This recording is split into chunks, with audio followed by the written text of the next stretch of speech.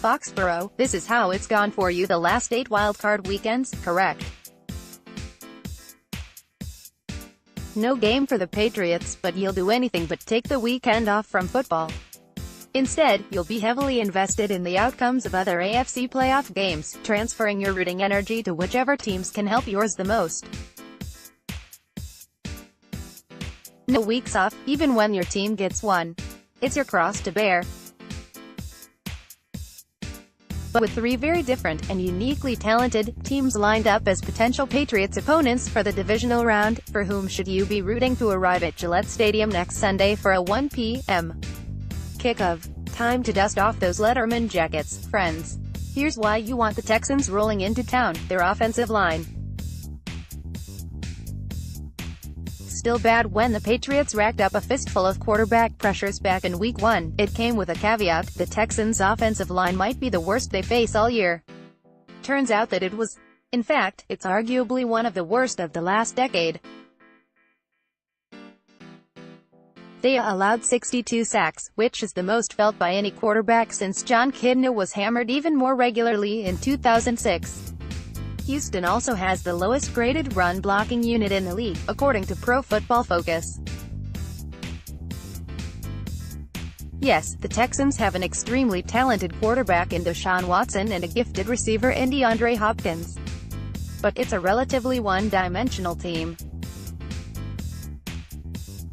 And for the Patriots, who led the league in third down pressure percentage, according to ESPN, that could mean another productive day for their pass rush. Their weapons down to one great one. Hopkins is truly gifted, but in a way that's different from most top-tier pass catchers in today's NFL. He's not as fast as Tyreek Hill or as strong as Julio Jones or Michael Thomas. But Hopkins' size, hands and body control have made him one of the more unstoppable boundary options in football. For a while there, he was made an even tougher cover because the Texans added a true no.2 and Demaryius Thomas at the trade deadline. But now that Thomas is out injured, the Patriots would have their choice in terms of matchup options on Hopkins.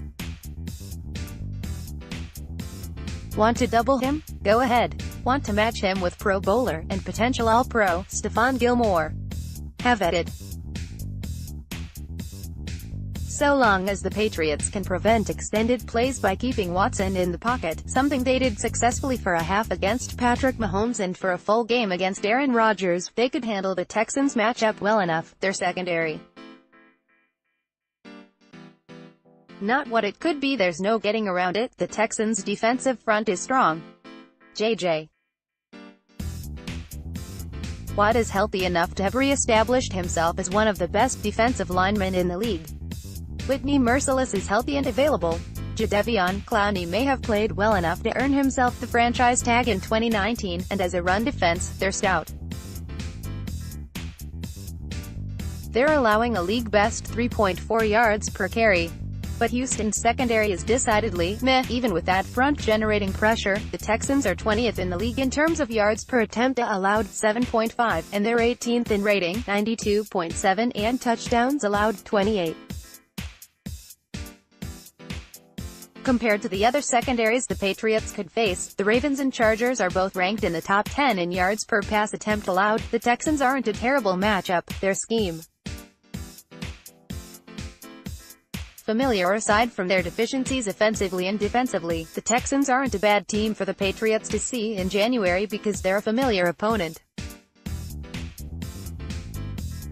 The Patriots will prepare and over-prepare regardless of their divisional round matchup, but that preparation process would be made easier if the Texans were to win their wild-card matchup.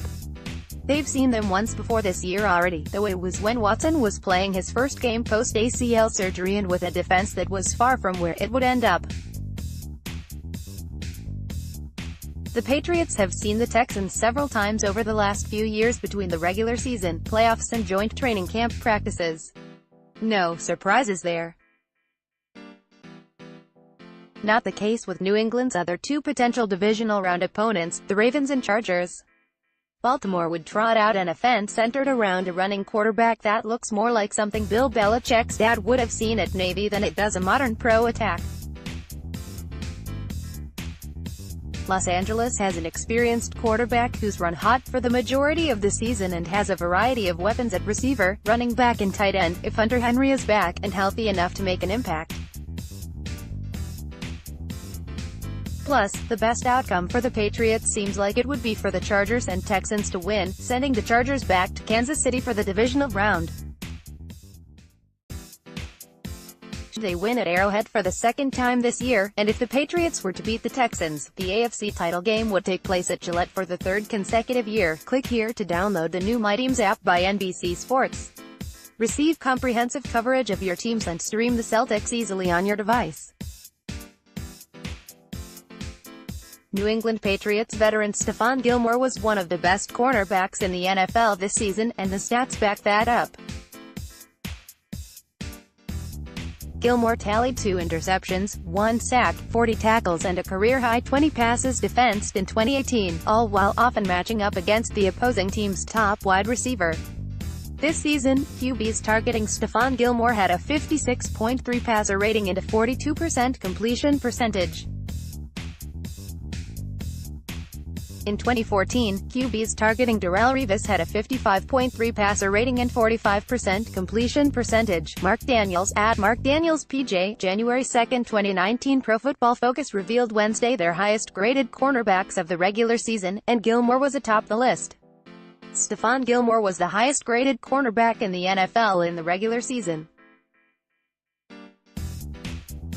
Pic.twitter.com/KCXBooka, Pro Football Focus, at PFF, January 2, 2019. Gilmore was one of New England's 2 Pro Bowl selections along with quarterback Tom Brady. He also made PFF's All-Pro team. The 28-year-old defensive back likely will make the NFL's official All-Pro team, too, but that squad hasn't yet been announced. Gilmore and the Patriots currently are preparing for their divisional round playoff matchup on Jan. 13. The Pats clinched a first-round bye in the AFC playoffs with their Week 17 win over the New York Jets.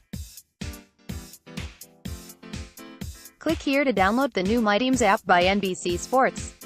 Receive comprehensive coverage of your teams and stream the Celtics easily on your device. New England Patriots quarterback Tom Brady had a really good season by most standards, but the 41-year-old veteran wasn't able to hit any of the $5 million in 2018 performances bonuses in his contract. Tom Brady will earn $0 of the $5 million in performance bonuses that were built into his 2018 salary, needing to be top 5 in passing yards, attempt, touchdowns, comp. Percent, or rating.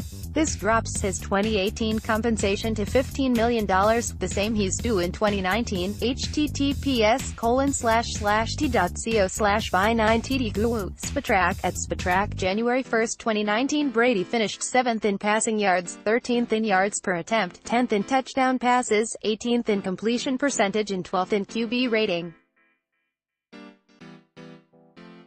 Something tells us Brady will be just fine without the extra $5 million. Brady played in all 16 games for the Patriots and completed 65.8% of his passes for 4,355 yards with 29 touchdowns and 11 interceptions. The 5-time Super Bowl champion has given the Patriots a discount throughout his career, and it has helped the team build a winning roster around him. It's a strategy other players might want to try, especially when you consider the 6 highest-paid quarterbacks all missed the playoffs this season. Here's where Brady and the other playoff QBs rank in salary. Postseason QB salary ranking 7. D. Breeze, $25 million 8. Luck, $24.5 million 11. R. Wilson, $21.9 million 14. Rivers, $20.8 million 21. T. Brady, $15 million 25. M. Trubisky, $7.2 million 26. J. Goff, $6.9 million 31. Foles, $5.5 million 37. P. Mahomes, $4.1 million 39. Watson, $3.4 million 69. D. Prescott, $680,000 44.